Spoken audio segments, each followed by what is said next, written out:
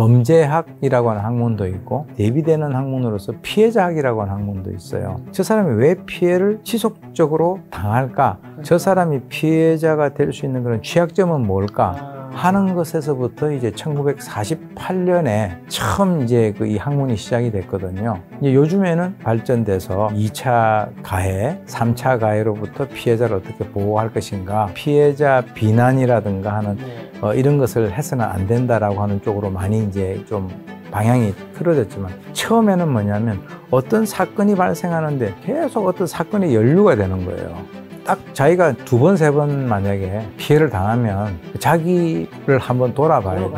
예, 근데 돌아보지 않고 계속 당한다. 좀 뭔가 상황 적응을 못한다. 신이 인간에게 아픔을 준 이유는 우리가 뜨거운 물에다가 이 손을 딱 댔을 때 뜨거워서 탁 이렇게 빼는 것을 알려주지 않으면 자기가 손이 타는 것도 모르는 거예요. 그러니까 이게 경고란 말이에요. 그냥 한번 그런 일을 당했다면 다시 거기다 또 손을 대지는 않아야 되죠.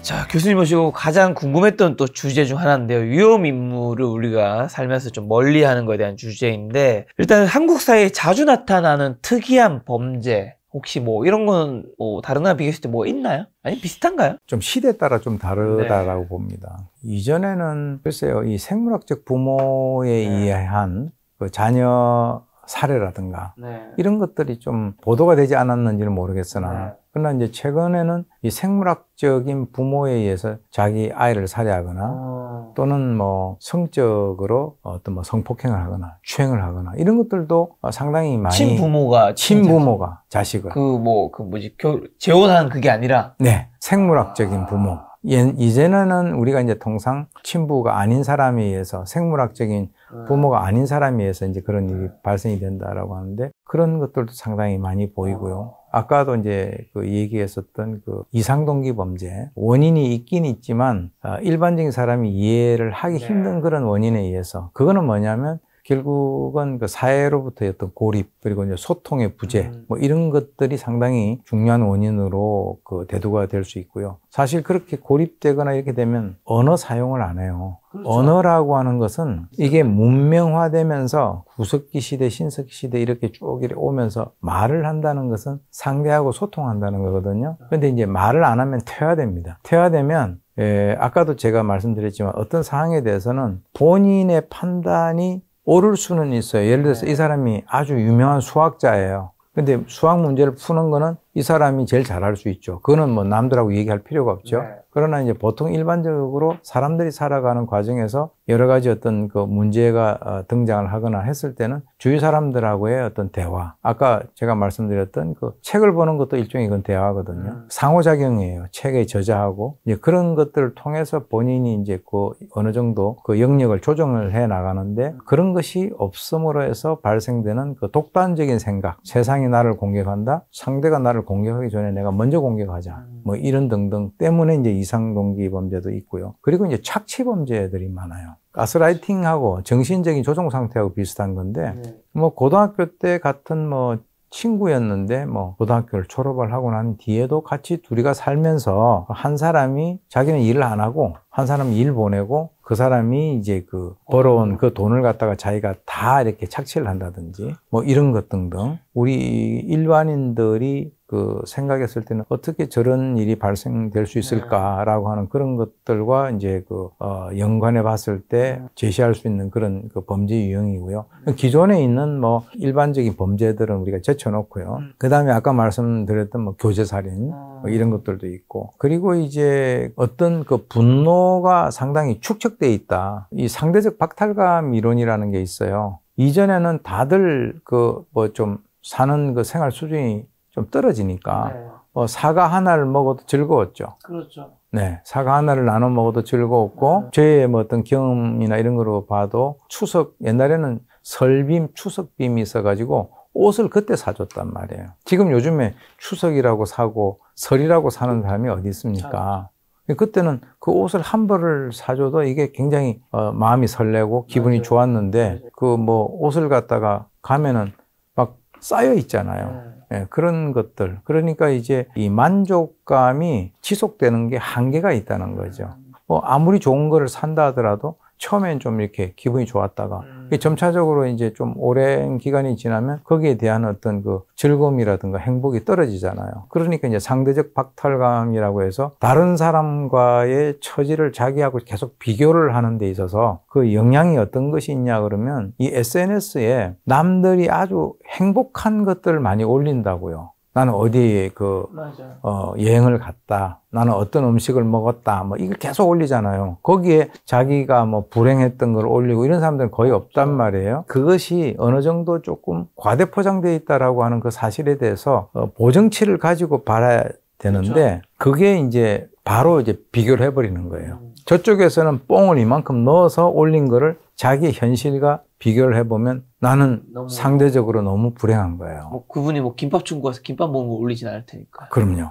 뭐 호텔에 뭐 한 5년에 한 번 갔는데 올린 그걸 놓고 또 뭐 저기 외국 여행에서 지금 뭐 해변가에 앉아 있는 거 이런 거 올리는데 자기는 지금 사무실에서 위 상사한테 질책을 받아가면서 밤을 샌다. 그럼 자꾸 이제 불행하다라고 생각을 할 수밖에 없는 거죠. 상대의 박탈감을 좀 느낄 수밖에 없는 세상인데 아까 말씀해 주신 친부모에 의한 성범죄 있잖아요. 이게 예전보다 늘어난 건지 아니면 다른 나라 대비 많다는 의미신지. 직접적으로 다른 나라의 어떤 통계가 나와서 그 통계를 비교를 해보지 않았기 때문에 거기에 대해서 뭐라고 말씀을 드리긴 어려운데 적어도 이제 우리가 지금까지 한국 사회에서 가지고 있던 그 통념, 부모에 의한 그런 일들은 모르겠어요. 그 이전에 뭐 그런 일들이 있긴 있었는데 표면적으로 드러나지 않아서 그렇게 우리가 볼 수도 있지만 그러나 이제 최근에는 그런 일들이 있으면 바로바로 드러나잖아요. 근데 이제 그게 너무 충격적이라는 거죠. 뭐 하는 놈들이 도대체 자식한테 그런 짓을 하는 거예요? 뭐 인간 같자는 놈들이죠. 와, 이건 뭐 상상조차 할 수 없네. 네, 가끔씩 있어요. 왜 그러는 거예요? 그냥 뭐가 꼬여 있나? 글쎄요, 뭐 성적인 관념 자체가 상당히 왜곡되어 있는 뭐 대상을 가리지 않는 심지어는 이제 그 노인 대상 성범죄도 맞아요. 기사 봤습니다. 네. 지금 뭐 90이 넘은 분에 대해서 거의 그런 이제 보도가 자꾸 나올수록 이 사회의 자체가 상당히 참 기괴한 방향으로 간다. 팍팍하다. 이게 일반인들이 이해하지 못하는 그런 사건들이 보도가 이제 많이 되고 있는 그런 상황이죠. 자, 그러면 그 외에도 한국 사회에서 특히 좀 조심해야 하는, 가까이 하면 독이 되는 사람의 유형은 어떤 사람일까요? 요즘 뭐 많이 나오는 그 개념 중에서 나르시시스트. 나르시시스트. 나르시시스트 같은 경우는 특징이 뭐냐면 상대를 굉장히 착취한다는 거. 소위 얘기해서 기빨린다 그러잖아요. 맞아. 가서 이 얘기하고 하면. 그리고 이제 어떤 상황에서는 도움을 청해요. 다른 사람이 도움을 청하면 들은 척도 안 해요. 왜냐하면 그 사람은 자기가 이 사회의 이 세상의 중심에 있다. 자기 합리화도 굉장히 잘하고. 맞아요. 그리고 이제 남들보다 자기는 우월하다라고 생각을 하기 때문에. 저 주변에 있는데 자기 합리화가 너무 심합니다. 그러니까 뭐 엄청나죠. 피곤해요, 만나는 게. 네. 그리고 잘못된 거는 다 남 탓이에요. 맞아. 그러니까 그런 사람들에 대해서 요즘에 이제 뭐 SNS상에서도 그런 사람들을 좀 조심하라 뭐 이런 것들이 있을 수 있는데 비단 그 남녀 관계에서만 있는 것이 아니라 그 뭐 어떤 동료 관계라든가 또는 동창 관계라든가 뭐 이런 그 가까운 지인들 사이에 왜냐하면 지인이 아니고 전혀 모르는 사람 같으면은 그 사람이 지속적이고 그러한 어떤 그 부정적인 영향을 미칠 수 있는 여건이 안 되잖아요. 일단 이제 친분이 있어야만 그 사람 그 반경 몇 메다 내에 들어가야만 그런 일이 발생이 되니까 이 나르시시스트는 한때 이제 그 연쇄살인과 연관해서 반사회적 성격 장애 뭐 이런 것과도 많이 연결을 시켰었는데 뭐 그렇다고 해서 그 중요성이 떨어진 것은 아니지만 최근 들어서 그 헤이즐우드라고 하는 그 외국의 이 범죄 분석을 하는 분이 있는데 그분이 이제 주로 얘기하는 것 중에 하나가 나르시시스트 같은 경우도 이 연쇄살인과 상당한 연관이 있다. 모든 나르시시스트가 연쇄살인범은 아니지만 연쇄살인범의 많은 영역이 나르시시스트적인 그런 그 특징을 갖고 있다라고 주장을 하고 있는데 저는 거기에 대해서 일부 공감을 합니다. 그 밖에 또 은둔형 외톨이랑 애착장애 이런 분들도 좀 멀리해야 되는 유형이라고요? 네, 사실 뭐 은둔형 외톨이 같은 같은 경우는 뭐 자동적으로 멀리하게 되겠죠. 본인이 스스로 운동용 외톨이니까. 이제 문제는 이제 또 이것도 마찬가지예요. 우리가 늘 어떤 그 사건에 있어서의 일반화를 해서는 안 된다는 그렇죠. 것이 모든 운동용 외톨이가 이상범죄를 저지르는 건 아니에요. 그런데 이상범죄를 저지르는 사람 중에서 운동용 외톨이가 많더라는 거죠. 예. 그래서 이 운동용 외톨이 같은 경우는 우리가 멀리 해야 될 그럴 대상이라기보다는 적어도 이제 자기 가족 내에 그런 사람들이 있다라고 하면 빨리 그렇게 본인만의 세계로 빠져들기 전에 초기에 알아차려야 돼요. 맞아요. 불치병 같은 그런 것들도 어떻게 보면 좀 초기에 그걸 발견하게 되면 어떤 대안들이 좀 있지 않습니까? 마찬가지로 운동용 외톨이 같은 경우도 물론 뭐 그걸 완벽하게 할 수는 없지만 초기 단계에 그걸 좀 알아차리면 바깥으로 끌고 나와야 되는데 이미 알아차렸을 때는 운동용 외톨이가 되어버리는 상황이죠. 지금 아마 그 일부 가정에서는 상당히 가정적인 문제로 많이 대두가 되고 있는 것으로 알고 있어요. 자, 그러면 이제 나르시시스트, 뭐 운동형 외톨이, 애착장애 이런 분들이 다 모든 범죄에 저지르 이런 거 아니라고 말씀해 주셨고 그냥 확률이 조금 더 일반 사람들 대비 높아진 거라는 코멘트 해주셨는데 내 주변에 좀 숨어있는 위험 인물을 우리가 그래도 어떻게 그럼 구별하고 가려낼 수 있을까요? 아, 이 사람은 이래서 이건 진짜 좀 조심해야 되겠구나. 글쎄요, 그게 뭐 쉽지 않은 문제이긴 합니다만 위험 인물이라고 하는 것은 뭐 처음부터 자신에게 접근할 때 막 고함을 지르고 뭐 옆에 있는 물건을 부시고 하면은 오히려 그는 처음부터 멀리 하겠죠. 경고가 되니까 어떻게 보면은 크게 고려할 대상은 아닌 것 같고요.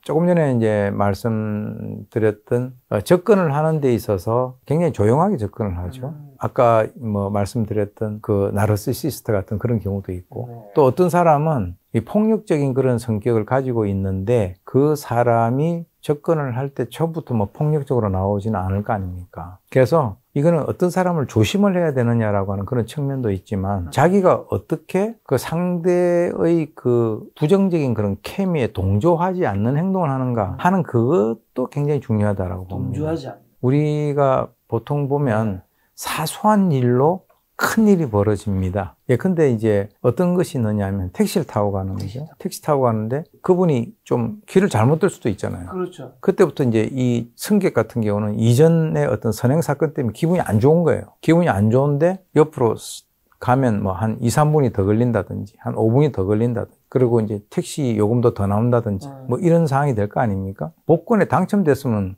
그런 얘기 안 하겠죠. 너무 기분이 좋으니까. 기분이 나쁜 상태예요. 사람에 따라서는 그런 경우가 있거든요. 그런데 거칠게 얘기하는 거죠. 아니 왜 길 이쪽으로 들어가냐고. 그렇게 해가지고 나중에 막 시비가 붙어서 집에 5분 늦게 가는 게 아니라 파출소 들러가지고 3시간, 4시간 늦게 가고 서로가 치고받고 하는 그런 경우도 있단 말이에요. 어떤 또 경우가 있냐면 택시를 부르는 앱이 있잖아요. 그럼 제가 택시 타는 순간에 그때부터 계산을 해야 되는데 택시 기사분이 안 누르고 한참 가다가 누른 거예요. 자, 그러면 어떻게 하시겠어요? 저는 진짜 그런 경우가 있어서 그냥 기사님이 생각했을 때 적당하게 말씀해 주시면 제가 드리겠다고. 그렇게 나와야 정상이죠. 근데 이제 그렇게 생각 안 한 사람이 있어요. 왜냐하면 자기 중심적이고 자기 객관화가 안 되는 사람이.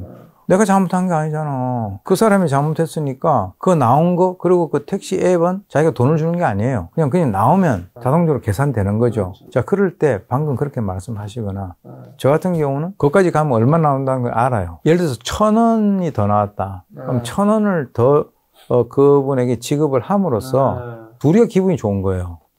저는 근데 1,000원인데 실제로는 한 1,000원까지는 안 돼도 뭐 제가 그러고 얼마니까 돈을 거스러 달라 그러긴 그렇잖아요. 그러니까 그냥 1,000원 더 그분에게 드리고 그분은 택시 승객인데 좀 배려가 있네. 뭐 이렇게 갈 수가 있는데 그렇지 않고 이제 아까 같이 뭐 잘못 들었는데 너 일부러 뭐 차를 돌리냐 뭐 이렇게 해가지고 사소한 일이 안 커지려면 마음에 약간 여유도 있어야 되는 거야. 여유가 있어야 돼요. 그래야지 그런 것들이 좀 괜찮아지지. 그래서 제가 이제 어디서 이제 그 설명을 한 게 있는데 개인에 있어서의 그 잔이 있는데 이 잔에 물이 차 있는데 이게 이제 물을 한 번씩 비워줘야 돼요. 근데 이제 그거를 어떤 사람은 물을 비워져 있는 데는 많이 집어넣어도 넘치지 않는데 이게 막 지금 화가 나서 있는 데는 물을 한두 방울만 해도 넘쳐요. 그런 개념이죠. 혹시나 그러면 위험인물 봤을 때 초면에 알 수 있는 그런 촉이나 방법도 있나요? 글쎄요. 초면에 그 사람을 평가하는 게 굉장히 위험한 거예요. 네, 물론 이제 딱 봐서 뭐 술에 취해 있다든가 그럼 뭐 피해야죠. 예, 피해야죠. 뭐 이제 전철 같은 데서도 네. 본인이 미리 경고를 하잖아요. 막 혼잣말로 막 욕을 하거나 뭐 그러면은 일단 저 같은 경우는 아예 그 같은 차량이 아니라 다음 차량으로 넘어가요. 맞아요. 예, 그게 괜히 좀 사고가 일어나지. 예, 필요하다고 보는데 그런데 이제 사람을 처음 딱 봤는데 그 사람에 대한 어떤 선입견 네. 뭐 이런 걸 가지고 바로 막 그 사람을 막 평가하고 하는 것은 본인이 실수를 할 수 있는 그럴 가능성도 있다. 그러면 교수님께서는 관상은 과학이다라는 말에 공감 안 하시나요? 하시나요? 일부는 그런 게 있을 수가 일부는 있고 있으니까. 왜냐하면 사람이라는 게요 네. 결과론적으로 평가를 하는 경우가 있어요. 있죠. 그 사람을 봤을 때 네. 첫인상이 별로 안 좋았다. 근데 나중에 무슨 문제가 생겼다. 그러면은 걔 그때 내가 제꼈어야 했는데 이제 이런 얘기를 하는 경우가 네. 있는데 그것도 굉장히 우리가 조심해야 될 게 일반화시키면 안 돼요. 왜 그러냐면 사기꾼들 같은 경우는 얼마나 멀쩡해서 말 얼마나 잘하는데요. 그러면 사기 당하는 사람이 처음부터 막 그냥 우락부락하게 해가지고 막 그거는 사기가 아니라 협박이죠. 그래서 관상을 보고 이걸 과학이다라고 하는 것은 맹신해서는 안 된다. 의외로 그렇게 안 생기고 그냥 이 처음에는 안 그런 것 같은데 나중에 보면 정말 진국인 사람들도 있어요.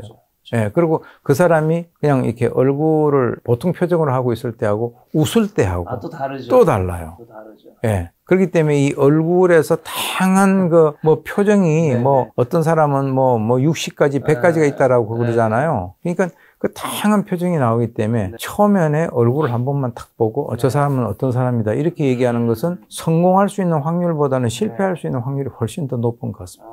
혹시 그럼 그런 위험인물을 알게 됐어요. 그럼 멀어지는 방법이나 절대 하지 말아야 대하는 행동 같은 거 있을까요? 이게 또 자연스럽게 또 멀어져야 되잖아요. 이거 탁 치면 나한테 문제가 생길 수도 있잖아요. 그렇습니다. 그러니까 이제 펴내고 이제 멀어지는 거. 그러니까 이제 그거는 뭐 상황에 따라서 또 다 다를 수가 있고 자기를 어떤 대화를 통해서 내심에 있는 스트레스의 그 배설을 하는 대상으로 본다라고 하면 그 사람으로부터 멀어질 수 있는 방법은 그 사람의 말의 맥을 뭐 끊는 거죠.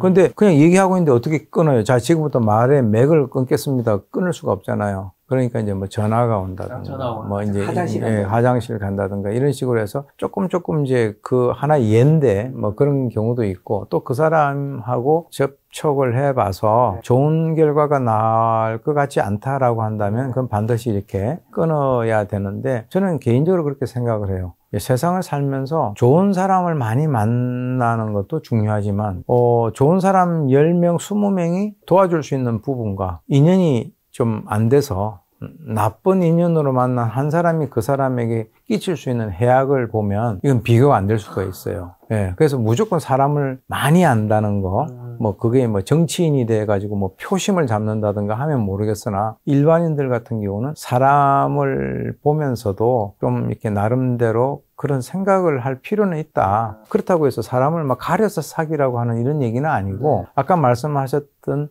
이거는 뭔가 촉이 좋지 않아서 이건 좀 위험할 것 같다. 라는 생각이 드는 사람에 한해서 말씀을 드리는 거예요. 그랬을 때는 조금 이제 거리를 두는 것이 좋지. 그렇지 않으면 어떤 결과로 될지 모른단 말이죠. 우리가 이제 살인사건 같은 거 보잖아요. 그럼 살인사건을 길가 지나가다가 뭐 갑자기 우발적으로 피해를 당하는 그런 경우를 제외하고 어떤 인연을 가지고 이렇게 만났었는데 나중에 그것이 최종적인 결과가 살인 피해를 당하는 결과로 나왔다라고 하는 것은 결국 어떤 사람들을 만나서 그것으로 인해서 이제 야기되는 결과가 아니겠어요? 그렇기 때문에 그런 것들을 저는 이제 사건을 분석을 하면서 이게 사람들을 막 그냥 아무 생각 없이 막 만나고 양을 늘리고 영역을 무한정 늘리고 하는 것은 그렇게 바람직한 것은 아니다라는 생각을 해봅니다. 결국 범죄라는 게 뭐 이제 사람과 사람 간에 이루어지는 행동일 텐데 그러면 이제 교수님은 범죄 심리도 분석하고 하시는 살인마 분들도 만나신 적이 있을 거잖아요. 혹시 그런 분들을 만나뵈면 일반인과 뭔가 다른 뭐가 있나요? 말투나 뭐 기운이라 해야 되나요? 사람의 이제 표정은 수십 가지가 있고 눈빛도 그 사람의 내면적인 어떤 심리 상태에 있어서 온화한 눈빛, 화난 눈빛, 독한 눈빛부터 해가지고 뭐 겁먹은 눈빛 뭐 많잖아요. 예, 살인을 저지른다든가 하는 그런 사람들도 조금 다른 것이 살인 직후 이번에 이제 그 대전 초등 교사가 아동을 살해했을 때 그 부모가 앱을 깔았는데 그 나오는 소리가 막 거기서 헐떡거리고 막 100m 뛴 사람의 그 숨소리가 나왔다 그랬잖아요. 그래서 이제 살인자도 그 사람이 이제 살인 직후, 살인하기 직전 살인을 하는 과정, 이때가 좀 다를 것이고, 그리고 이제 그 경찰에서 뭐 검거되지 않으려고 뭐 도주하는 그 과정에서의 어떤 그런 게 다 다를 거예요. 예, 그렇기 때문에 살인을 하고 지금 이제 교정시설에 있으면서 뭐 종교에 기일을 해서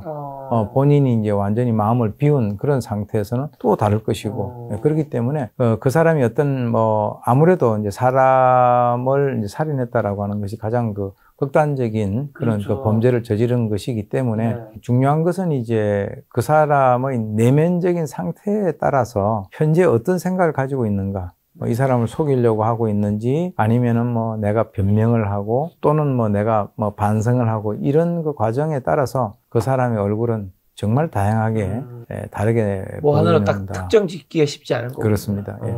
그리고 사람이 어설픔에 착하면 안 된다고요? 글쎄, 이런 말씀하셨던데요. 이게 착하다라고 하는 것이 우리가 이제 착하다라고 하는 것은 이제 반대가 악하다 이렇게 되는 거잖아요. 그런데 이제 이것이 어설프게 착하다라고 하는 것은 자기는 상당히 그 모든 사람들 또 어떤 상황에 대해서 자기 나름대로의 기준에 따라서 그렇게 행동한다라고 하는 것이에요. 그런데 이제 아까도 말씀드렸는데 이 알아차리지 못하기 때문에 알아차리는 게 되게 중요하다라는 거죠. 알아차리. 예, 그러니까 이제 우리가 이제 한 번에 어떤 피해를 당하면 그거는 가해를 한 사람의 잘못으로 이제 우리가 그 간주할 수 있지만 그런 그 피해를 동일한 피해를 지속적으로 당한다라고 하면 그거는 피해자에게도 문제가 있다라고 우리가 보는 거거든요. 그래서 이제 우리가 이제 학문 중에서 범죄학이라고 하는 학문도 있고 또 이제 거기에 대비되는 학문으로서 피해자학이라고 하는 학문도 있어요. 그거는 뭐냐면 저 사람이 왜 피해를 지속적으로 당할까? 저 사람이 피해자가 될 수 있는 그런 취약점은 뭘까? 하는 것에서부터 이제 1948년에 처음 이제 그 이 학문이 시작이 됐거든요. 그런데 이제 요즘에는 이제 그것에서 좀 더 이렇게 그 발전돼서 2차 그 가해, 3차 가해로부터 피해자를 어떻게 보호할 것인가. 그리고 이제 그 피해자 비난이라든가 하는 이런 것을 해서는 안 된다라고 하는 쪽으로 많이 이제 좀 방향이 틀어졌지만 처음에는 뭐냐면 어떤 사건이 발생하는데 보면 이런 애들 있잖아요. 계속 어떤 사건에 연루가 되는 거예요. 폭력 사건의 피해자도 되고 또 자기가 또 폭력에 가담하기도 하고 어떤 범죄 피해를 당한다라고 하는 그런 측면에서 이제 아까 뭐 이런 것과 연관해서 얘기할 수 있는 범죄의 그 종류가 사기 범죄 같은 것인데 딱 자기가 2번, 3번 만약에 피해를 당하면 자기를 한번 돌아봐야 되는 거죠. 예, 근데 돌아보지 않고 계속 그거 당한다. 그거는 뭐냐면 표현은 착하다라고 표현을 했는데 착한 거라기보다는 좀 뭔가 상황 적응을 못한다? 이런 거 있잖아요. 우리가 사람에게 있어서 아픔을 신이 인간에게 아픔을 준 이유는 우리가 뜨거운 물에다가 이 손을 딱 댔을 때 뜨거워서 탁 이렇게 빼는 것을 알려주지 않으면 자기가 손이 타는 것도 모르는 거예요. 그러니까 이게 경고란 말이에요. 그냥 한번 그런 일을 당했다면 다시 거기다 또 손을 대지는 않아야 되죠. 그런 측면에서 이제 제가 그렇게 표현을 한 겁니다. 자, 그러면 오늘 전반적으로 나쁜 사람들의 특징과 어떻게 피해야 되는지 여쭤봤는데 반대로 좀 교수님이 보셨을 때 교수님도 이제 오래 인생을 좀 살아보셨으니까 옆에 두면 좋은 사람의 특징은 뭐고 우리 인생에서 어떤 사람이 좀 곁에 둬야 하나요? 글쎄 이제 사실 뭐 좋은 사람 나쁜 사람이라고 하는 것이 너무 이제 양비론적으로 나누는 건데 좋은 사람도 어떤 경우에 나쁜 사람이 될 수도 있어요. 그래서 이제 우리가 결혼할 때 뭐 좋은 배우자를 택하기보다는 좋은 배우자가 되려고 노력해라 뭐 이런 얘기도 있지 않습니까? 근데 중요한 것이 유유상종입니다. 그러니까 비슷한 사람들끼리 모이게 돼 있어요. 그러니까 좋은 사람들 옆에 두려고 하면은 어떻게 하면 좋을까? 자기가 좋은 사람의 그룹에 들어갈 수 있는 그런 자격이 있을 정도의 그런 행동을 하면 그 주위 사람들이 좋은 사람들이 이렇게 오게 되죠. 그렇죠. 예. 그리고 이제 아까도 말씀드렸지만 자기가 상대에 대한 어떤 우리 한국 사람들 같은 경우 특히 모멸감 같은 데 되게 취약해요. 남을 무시하는 것에 대해서. 그래서 이제 가정폭력을 하는 남성들의 폭력 이유에 대해서 물어보면 아내가 나를 무시해서.